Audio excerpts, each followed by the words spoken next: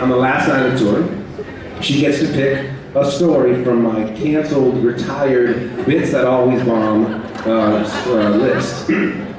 But this is Anna Moss's first Keep It Warm tour, and she's been crushing it.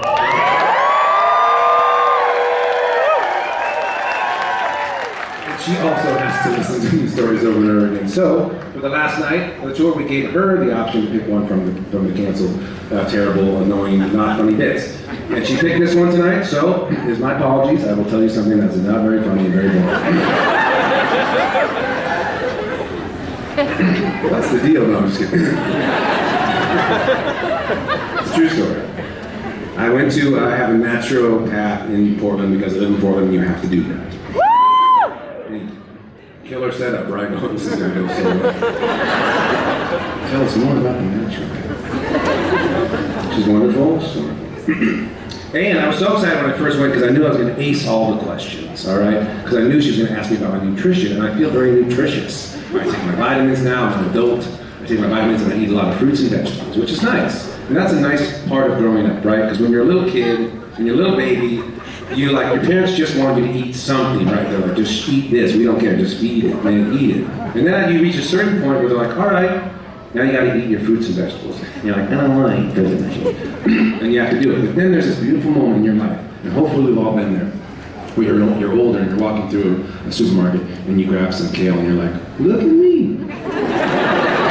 Buying vegetables. Wow, the pages to everything turn. Cats in the cradle and the sills. You're growing up. So I was ready. Talk to Dr. Silverman, tell her.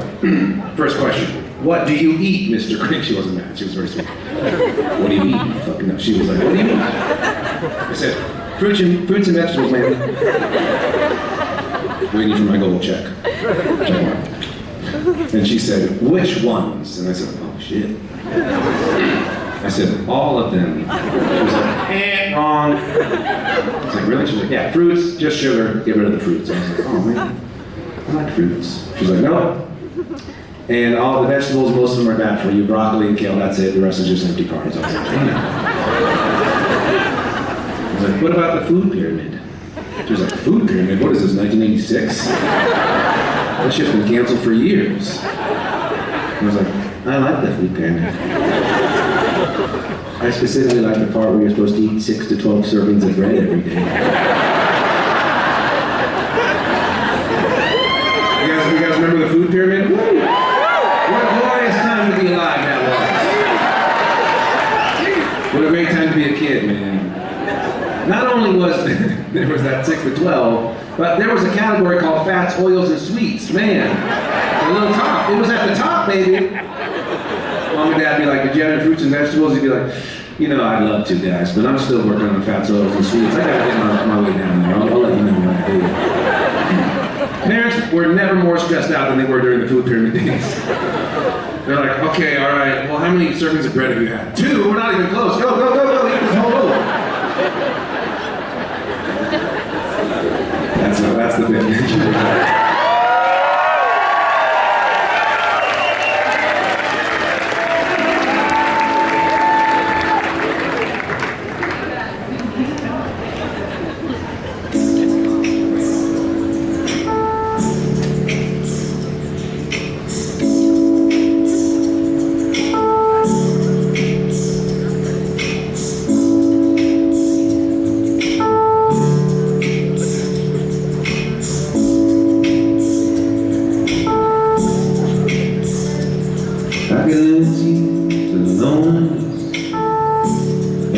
Infinite to the phones that blink and blinks and that's don't blink. To your newfound freedom, the ever-changing seasons and all the options falling at your feet. I can lose you to your dreams, possible now they seem, but somehow I don't feel alone in my path.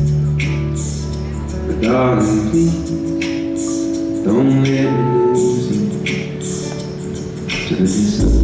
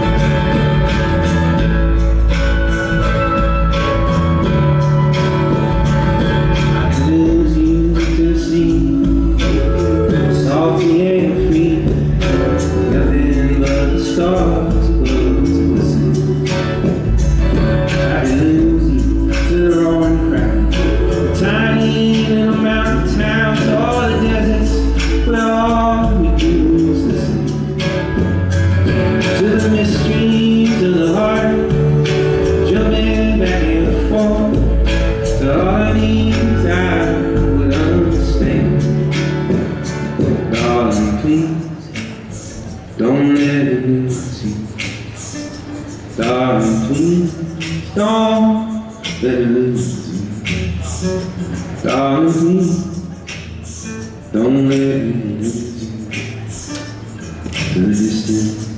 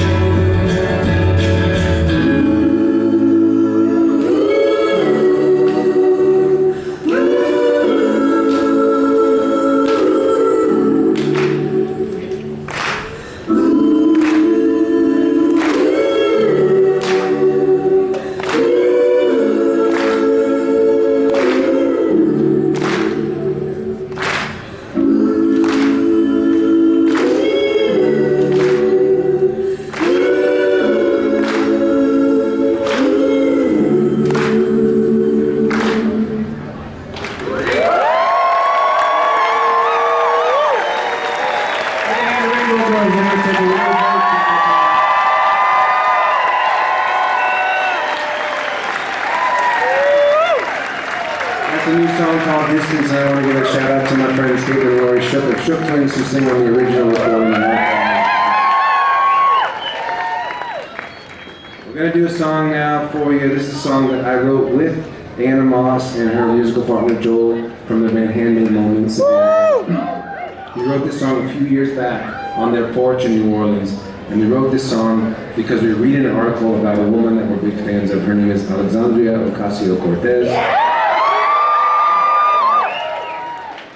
The response we got in Albuquerque, and that's great. You know, you guys, we feel safe. We feel safe. And we wrote this song. We like AOC, but we were laughing because the guy who wrote the article did not like AOC, not a fan, and he was very upset. And he was saying how she was a real-life witch, a storybook witch, and she lived in New York with all her witch friends. And she would have the cat, the hat, and the cat, and the pot, and the stick, and then she was spending 24 hours a day, 7 days a week casting spells on President Trump. We were like, man, she's working harder than we thought. This is great. So, I wanted to write her a thank you song and congratulate her on kicking ass last week in the elections, and I'm so happy about it. I don't normally do this, but I dedicate this song to Mr. Donald J. because I know he wants to run again, and just so he knows, we got a lot of witches casting spells against him. So,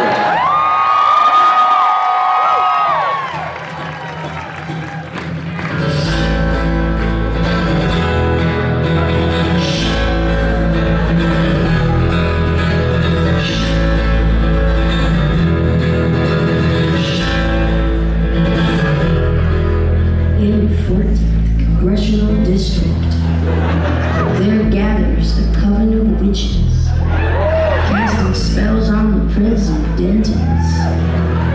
Where? The Bronx. 24 hours a day, 7 days a week, 52 weeks a year, 525,600 minutes. Spells with eye of newt, with her black cat, which is through, with her wand too. Who's the witch? I'll tell you who. Oh, so scary. Oh, be wary of Alexandra Ocasio Cortez.